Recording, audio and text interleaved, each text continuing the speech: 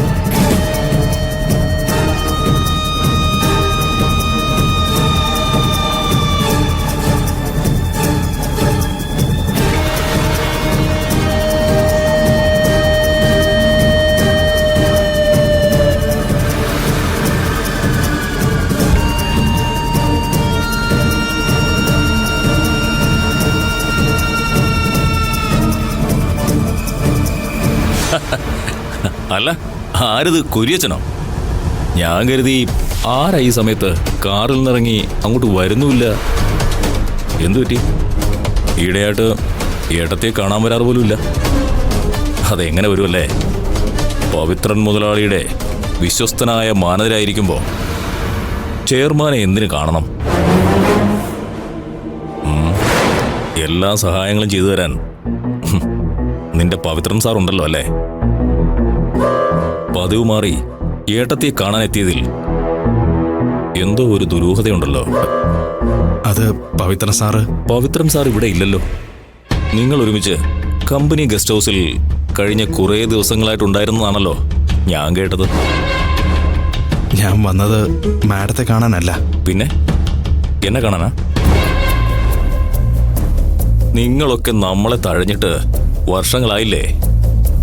നമ്മൾ വെറും ചീട്ടിക്കാരൻ. അല്ലറ ചില്ലറ ഇടപാടുകളുണ്ട്, ഇല്ലെന്നല്ല.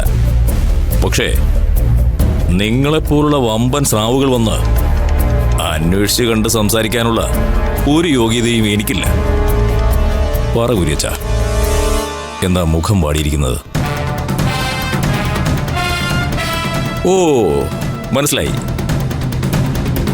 ഇവിടെ EDയുടെ റെയ്ഡ് നടന്നു എന്നറിഞ്ഞു വന്നതായിരിക്കും അല്ലേ? അത് കുറെ മാങ്ങാത്തൊലിയന്മാര് വീട്ടിലെ മുഴുവൻ സാധനങ്ങളും അരിച്ചു പെറുക്കി പരിശോധിച്ചു. പേടിക്കണ്ട, ഒന്നും അവർക്ക് കിട്ടിയിട്ടില്ല. അതല്ല, എൻഫോഴ്സ്മെന്റുകാര്. അത് ശരി, കമ്പനി ഹെഡ് ഓഫീസിൽ അവന്മാരെത്തിയോ? പുലിവാലായല്ലോ. എന്തെങ്കിലും അവന്മാർ കൊണ്ടുപോയോ? എന്താ കാര്യമെന്ന് പറ. നമ്മൾ ഈ ഇട്ടാവട്ടത്ത് കിടന്ന് കളിക്കുന്ന കക്ഷിയാണെങ്കിലും അവിടെയും ഇവിടെയുമായി ചില ബന്ധങ്ങളൊക്കെ ഉണ്ട്. എന്താ പ്രശ്നമെന്ന് പറ, നമുക്ക് പരിഹാരം ഉണ്ടാക്കാം.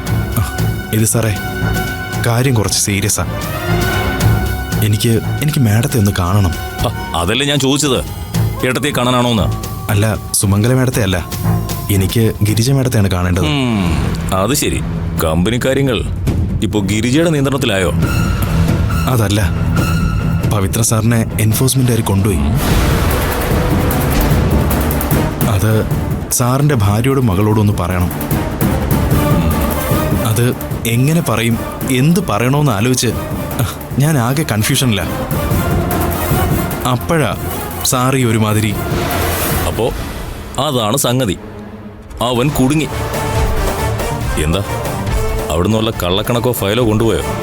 അതോ കണക്കില്ലാത്ത പണം കമ്പനിയിൽ നിന്ന് പിടിച്ചോ?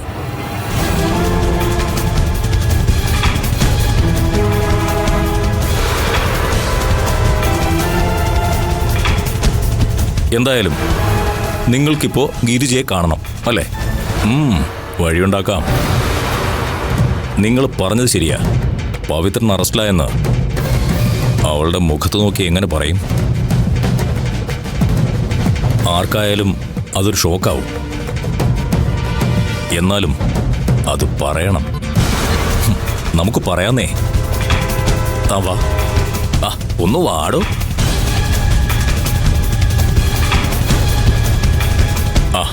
വീണേ, നീ പോയി ഒന്ന് ഗിരിജയെ വിളിച്ചിട്ട് വാ.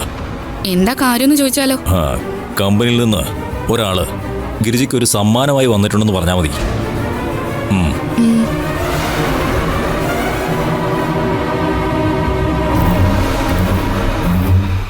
നീ ഇനി എന്തൊക്കെ പറഞ്ഞാലും ശരി, ഞാൻ ഇപ്പൊ തന്നെ കമ്പനി ഗസ്റ്റ് ഹൗസിലേക്ക് ചെല്ലും.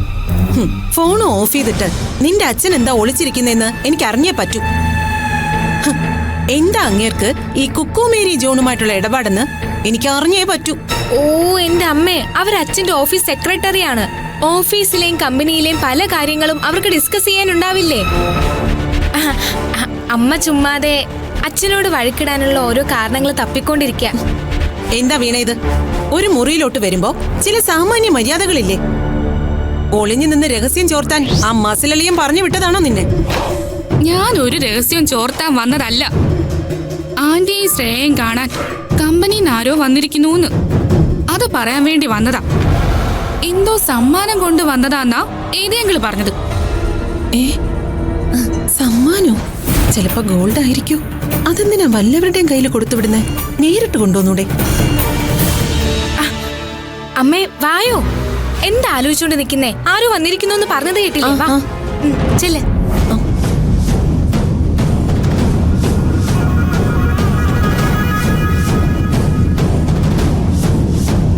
എടുത്തോട് പറയണ്ടേ? പറയണോ വേണ്ടയോ എന്ന് ഞാൻ ആലോചിക്കുമായിരുന്നു. ഏട്ടത്തി ഇപ്പോഴും അനിയനെന്ന് പറഞ്ഞാൽ മരിക്കും. അവനാണെങ്കിലോ ഏട്ടത്തിയെ അറസ്റ്റ് ചെയ്യിക്കാൻ റെയ്ഡും നടത്തിച്ചു.